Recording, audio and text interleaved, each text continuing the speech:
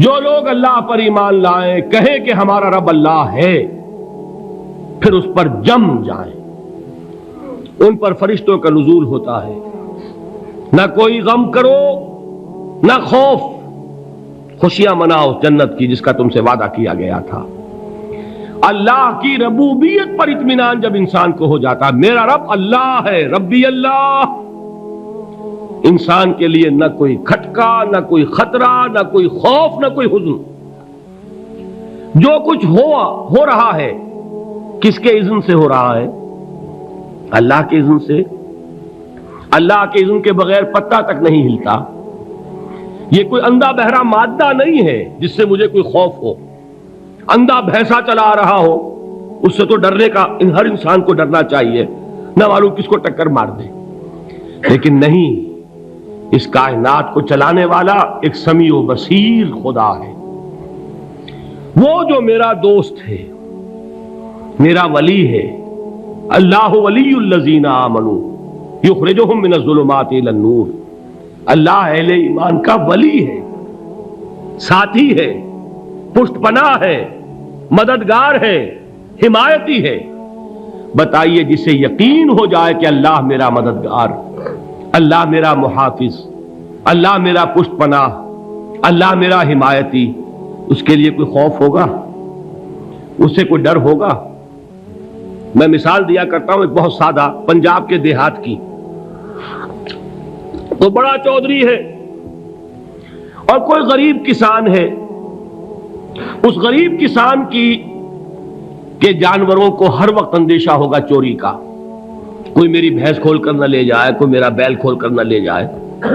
لیکن جس کے بارے میں یہ سب کو معلوم ہو کہ وہ جو بڑا چودھری ہے وہ اس کا دوست ہے، اس کی بچیا کو کوئی خوف ہوگا؟ اس کی بھینس پر کوئی ہاتھ ڈالے گا؟ اسے کوئی اندیشہ ہوگا؟ نہیں۔ کیوں؟ کہ وہ بڑا چودھری، بڑا اس کا یہاں کا سردار، جاگیردار، سب کو معلوم ہے وہ میرا دوست ہے، کوئی میرے خلاف اقدام نہیں کر سکتا۔ اس دنیا میں یہ چھوٹی سی بات اگر آپ کے دلی اطمینان اور سکون کا باعث بن سکتی ہے تو ذرا تصور کیجئے۔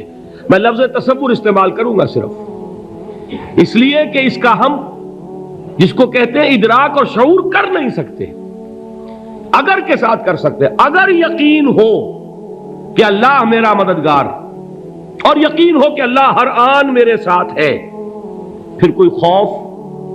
کس کا خوف؟ کوئی شے اللہ سے بالاتر ہے؟ کوئی قوت اس سے زیادہ طاقتور ہے؟ کوئی اس کے ارادے کو بدلنے والا ہے؟ کوئی اس کی مشیت کے آڑے آنے والا ہے؟ یہی بات ہے جو حضور نے فرمائی، یہ ایمان کا حاصل ہے لب لباب، کہ دیکھو اچھی طرح اس بات کو ذہن نشین کر لو، اگر تمام انسان مل کر تمہیں کوئی نقصان پہنچانا چاہے نہیں پہنچا سکتے، مگر جو کچھ اللہ نے لکھ دیا ہو، اور تمام انسان مل کر تمہیں کوئی نفع پہنچانا چاہیں نہیں پہنچا سکتے، مگر وہ شے جو اللہ نے طے کر دی ہو۔ آپ پھر میں کہوں گا ذرا طاری کیجئے، اسے فرض کیجئے، اسے سوچئے۔ اگر اس حدیث پر ہمارا دل ٹھکا ہوا ہو تو کسی سے ڈر ہوگا؟ یہ مجھے نقصان نہ پہنچا دے، یہ میری رپورٹ خراب نہ کر دے، یہ میری انکریمنٹ نہ رکوا دے، یہ میرا یہ نہ بگاڑ دے، یہ میرا یہ نقصان نہ پہنچا دے۔ اس کا ڈر، اس کا ڈر، اس کا خوف، اس کی خوشامد، اس کے لیے جا کر طرح طرح سے اپنی عزت نفس کو ذلیل کروانا اس کے سامنے، یہ سب کچھ کیوں کرتا ہے انسان؟ جب سمجھتا ہے کہ اس کے ہاتھ میں میرا کوئی نفع ہے، اس کے ہاتھ میں میرے لیے کوئی ضرر ہے، یہ مجھے کوئی گزن پہنچا سکتا ہے، یہ مجھے کوئی نقصان پہنچا سکتا ہے، یہ میرا کوئی کام بنا سکتا ہے، یہ میری کوئی ضرورت پوری کر سکتا ہے، اسی کا نام شرک ہے۔ جہاں آپ نے یہ سمجھا کہ غیر اللہ کے اندر کوئی طاقت موجود ہے، وہی شرک ہے۔ بتوں سے تجھ کو امیدیں، خدا سے نومیدی، مجھے بتا تو صحیح اور کافری کیا ہے؟ شرک تو یہ ہے۔ جس پر بھی تمہیں یہ خیال ہے، کلمہ ہے یہ کلمہ سوم، لا حول ولا قوت الا باللہ، ذرا اس پر دل کو کبھی اگر آپ تصور کریں، پھر فرض کریں، دل ٹھک جائے اس پر، کوئی طاقت نہیں۔ یہی بات تھی جو شیخ عبد القادر جیلانی رحمۃ اللہ علیہ نے اپنی وصیت میں اپنے بچے سے کہی. 11ویں دینے والے ہیں، لیکن حضرت شیخ عبد القادر جیلانی کی وصیت اور تعلیمات کو کتنے لوگ ہیں کہ جانتے ہو؟ یہ جن مقامات تک پہنچے ہیں وہ کس چیز کی بدولت پہنچے؟ انہوں نے جو پیغام دیا وہ کیا تھا؟ اے میرے بچے، جس طریقے سے قرآن مجید میں حضرت لقمان کی نصیحتیں جو ہے نقل کر دی گئی ہیں، میں یہ عرض کروں گا بالفرض اگر قرآن حضرت عبد القادر جیلانی کے بعد نازل ہوا ہوتا تو شیخ عبد القادر کی یہ نصیحتیں بھی قرآن میں درج ہوتی. اتنی اونچی نصیحتیں ہیں. اے میرے بچے، اس حقیقت کو ذہن نشین کر لے، لا فاعل فی الحقیقت ولا مؤثر الا اللہ. اس کائنات میں نہ کوئی فاعل حقیقی ہے نہ مؤثر حقیقی ہے سوائے اللہ کے. کسی شے میں کوئی تاثیر نہیں اگر اللہ نہ چاہے. آگ جلا نہیں سکتی اگر اللہ نہ چاہے. پانی ڈبو نہیں سکتا اگر اللہ نہ چاہے. زہر ہلاک نہیں کر سکتا اگر اللہ نہ چاہے. کوئی چیز فائدہ نہیں پہنچا سکتی اگر اللہ نہ چاہے. تو در در پہ کیوں سر جھکاتے ہو؟ در در پر کیوں جبیں سائی کرتے ہو؟ سب کے سامنے کیوں ہاتھ پھیلاتے ہو؟ ایک اللہ سے مانگو، ایک اللہ کے سامنے زمین پر اپنی جبین رکھو. لا فاعل فی الحقیقت ولا مؤثر الا اللہ. نظر آتا ہے ہمیں کہ پانی پیاس بجھا دیتا ہے. پیاس بجھانے کی صلاحیت پانی میں نہیں ہے، اللہ کے اذن سے. کھانا بھوک مٹا دیتا ہے، بھوک مٹانے کی صلاحیت کھانے میں نہیں ہے، اذن رب میں ہے. دیکھیے یہی یقین تھا. حضرت موسیٰ علیہ السلام کا واقعہ یاد کیجئے. سامنے سمندر آ گیا ہے، قوم دیکھتی ہے پیچھے کہ گرد و غبار کا طوفان ہے. معلوم ہوا کہ فرعون اپنے لشکر سمیت آ گیا ہے. لشکر جب چلتا تھا تیز رفتاری کے ساتھ تو گرد و غبار کا جو طوفان اٹھتا تھا اس کا تصور کیجیے. اور لمحہ بلمحہ وہ قریب آ رہا ہے. پوری قوم نے کیا کہا؟ اے موسیٰ انا لمدرکون، اے موسیٰ ہم تو پکڑے گئے. قرآن مجید نے تو یہاں وہ باتیں نہیں لکھی ہیں، لیکن تورات میں یہ درج ہے کہ بنی اسرائیل جھگڑنے لگے، دست و گریبان ہو گئے موسیٰ کے ساتھ. موسیٰ ہمیں یہاں مروایا لا کر، اس سے تو ہم ہی بہتر تھے. وہاں کھانے کو ملتا تھا، زندگی تو تھی، بیگار ہم کر رہے تھے، موت تو نہیں تھی. اب جو کچھ ہوگا اس کا تصور کرو، جس طریقے سے ہمارے ٹکڑے اڑائے جائیں گے. تو لڑ رہے ہیں حضرت موسیٰ علیہ السلام سے. یہ تورات کی تفصیل ہے. قرآن میں صرف اتنا آیا ہے، پریشان ہو کر انہوں نے کہا انا لمدرکون، موسیٰ ہم تو پکڑے گئے. اس وقت موسیٰ کا جواب کیا ہے؟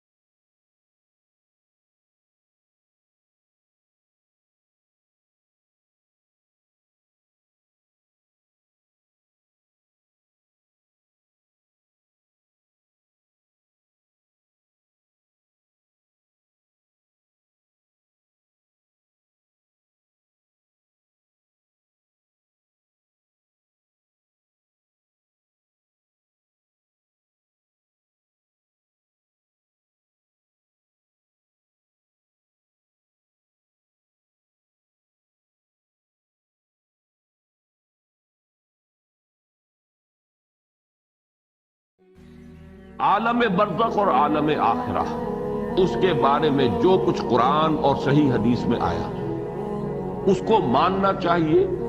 اس کی تفصیل میں کھود کرید میں اس کی زیادہ کنہ تک پہنچنے کی کوشش کرنا، یہ در حقیقت اپنے آپ کو فتنوں میں مبتلا کرنا.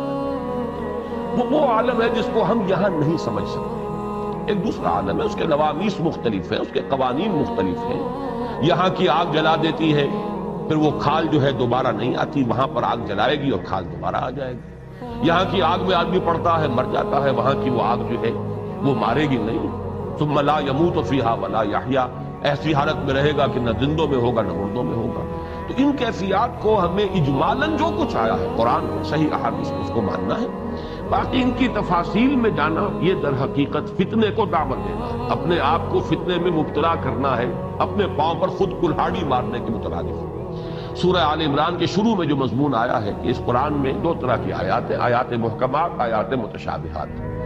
یہ متشابہات جو آیات ہیں ان پر اجمالی ایمان رکھنا چاہیے، لیکن یہ کہ ان کی کنہ میں، ان کی ٹوہ میں، ان کی زیادہ تعویل تلاش کرنے کی کوشش جو ہے یہ خام خواہ انسان کو کسی غلط وادی میں یہ چیز جو ہے بھٹکا دیتی ہے اور فتنہ پیدا ہوتا ہے. اسی اعتبار سے اس میں چونکہ سجین کیا ہے، کتاب جو ہے وہ کس شکل کی ہوگی ہمیں کچھ معلوم نہیں. سورہ کہف میں جو نقشہ کھینچا گیا اس سے تو معلوم ہوتا بس کوئی ایک ہی کتاب ہے. وَوُضِعَ الْكِتَابُ فَتَرَى الْمُجْرِمِينَ مُشْفِقِينَ مِمَّا فِيهِ وَيَقُولُونَ مَا لِهَذَا الْكِتَابِ يَا وَيْلَتَنَا مَا لِهَذَا الْكِتَابِ لَا يُغَادِرُ صَغِيرَةً وَلَا كَبِيرَةً إِلَّا أَحْصَاهَا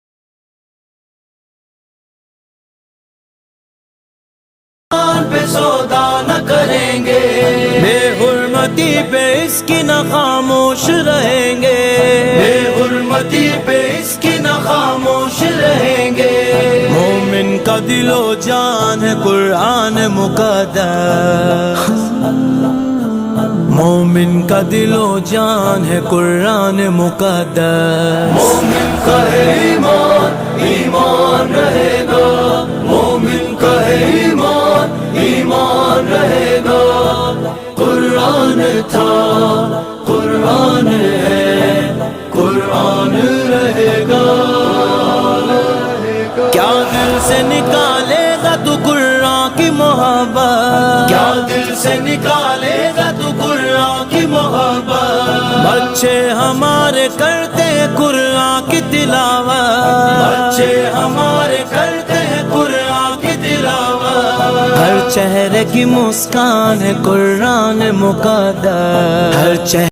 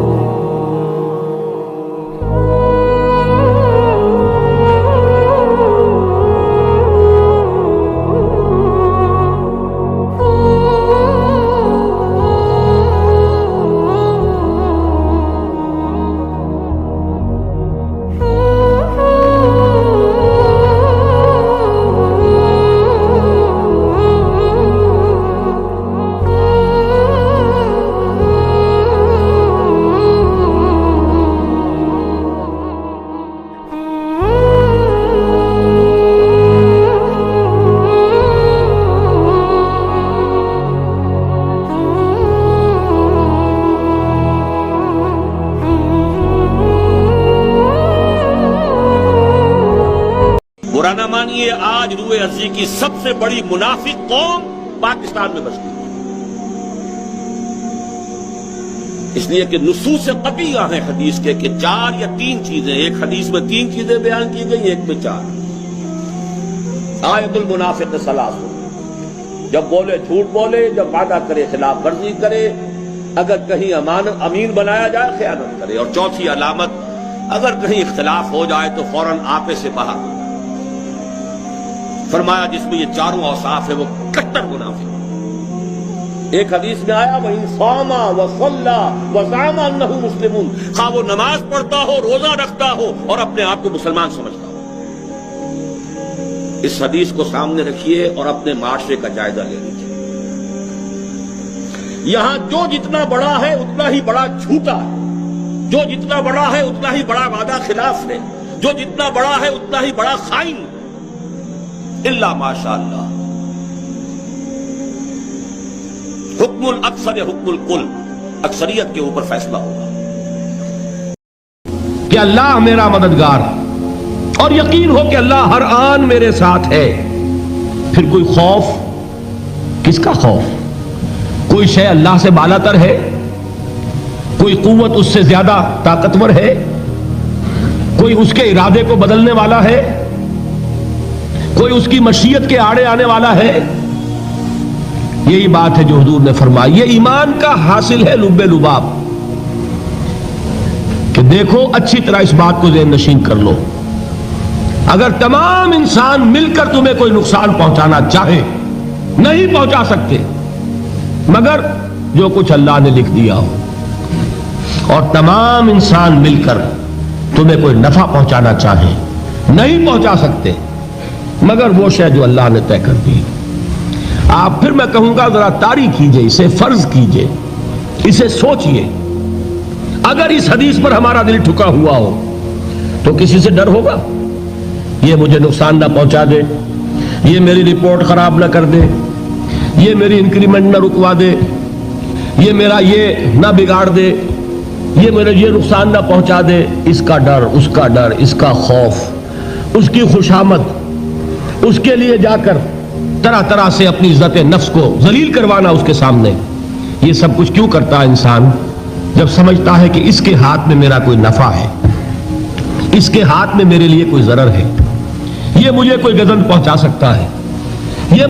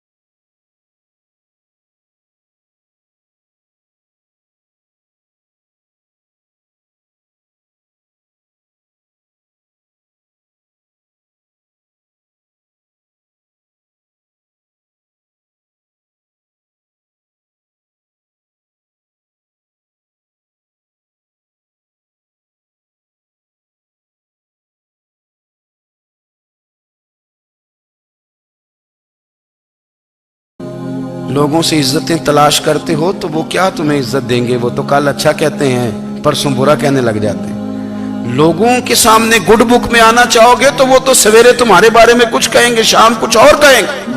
اپنی روحانی زندگی آباد کریں، اپنے مسلح کو وقت دیں، اور دنیا سے چھپ کر اس موبائل کو بند کر کے اور اپنے آپ سے بھی چھپ کے اور تنہا ہو کے چھپا کے سارا کچھ اپنے آنسو اپنے رب کی بارگاہ میں پیش کریں، اس کے حضور حاضری دیں۔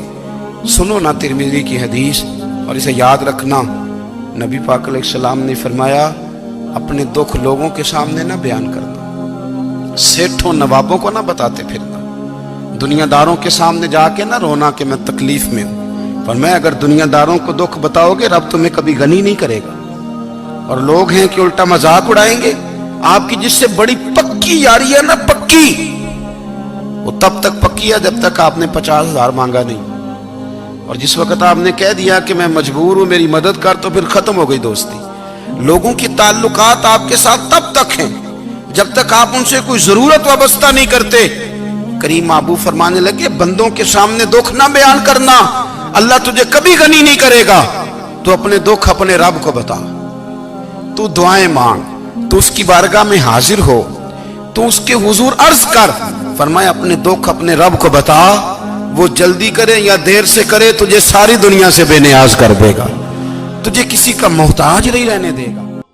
انسان کو جو مشکلات آتی ہیں نا، اگر کسی شخص کو پتہ چل جائے نا کہ یہ سامنے والا پل میں نے گزرنا ہے تو اس پار میری اپنی جائیداد شروع ہو جائے گی، تو وہ پل گزرنا اس کے لیے مشکل نہیں رہتا۔ اگر کسی کو پتہ چل جائے کہ بس یہ 2 سڑکیں ہیں میں نے عبور کرنی ہے، پھر میرے لیے سفر آسان ہو جائے گا، تو وہ جھٹ پٹ گزر جاتا ہے، نہ دھوپ دیکھتا ہے، نہ تھکاوٹ دیکھتا ہے، نہ رش دیکھتا ہے، نہ گاڑیوں کی ریل پیل دیکھتا ہے، گزر جاتا ہے۔ اللہ کریم نے فرمایا بندہ مومن جان لے، اگر میں تجھے ایک مشکل دوں گا تو میں تجھے کتنی آسانیاں، چلے سارے بول دیں کتنی جی، کتنی اللہ تعالیٰ آسانیاں دے گا؟ 2 آسانیاں۔ ہم لوگ اچھا جب ہمارا ذہن بن جاتا ہے نا کمزوری کا، ہمارا جب مزاج بن جاتا ہے مایوسی کا، پھر معاملہ ذرا ہمارے لیے گمبھیر ہو جاتا ہے۔ اگر ہم یہ ذہن بنائیں نا کہ مشکل میرے اللہ کی طرف سے آئی ہے تو وہ مجھے آسانی بھی ضرور عطا کرے گا، تو پھر اللہ ضرور ہی آسانیاں عطا فرماتا ہے۔ اور جو مشکلات زندگی میں آتی ہیں